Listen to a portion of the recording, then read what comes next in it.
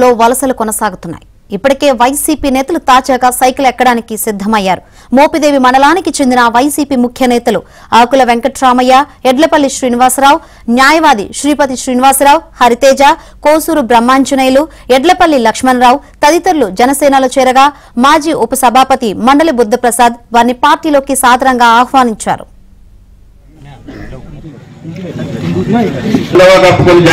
వీళ్ళందరికీ కూడా మరొకసారి జనసేన పార్టీ తరఫున ముఖ్యంగా మనందరికీ తెలిసిన సత్యం, పార్టీలకు అతీతంగా వర్గాలకు అతీతంగా ఈ ఊరు అభివృద్ధి చేయం.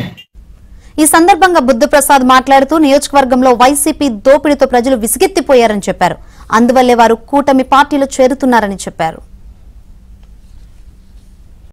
చేతిలో పెట్టుకుని వాళ్ళ ప్రత్యర్థులను సాధించడమే తప్ప న్యాయబద్ధంగా ఎవరైనా కూడా తమకు జరిగిన అన్యాయాన్ని చెప్తే వాళ్ళకి న్యాయం చేకూర్చిన పరిస్థితి ఒక్కటి కూడా లేదు.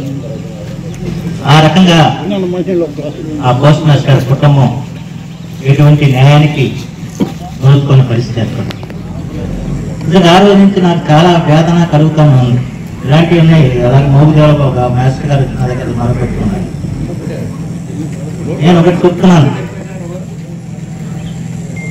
రేపు కూటమి ప్రభుత్వం వచ్చిన తర్వాత ఇలాంటి వారి ఆటలు కట్ట ఇస్తానని చెప్పి మాత్రం ఈ సందర్భంగా అందుకని చెప్పి మీరు ఎవరో అధిక వడ్డీలు చెల్లించుకోకండి, ఆత్మహత్య చేసుకున్నారండి. ఈ 2 నెలలు మీరు ఎట్లాగో ఓపు కట్టండి.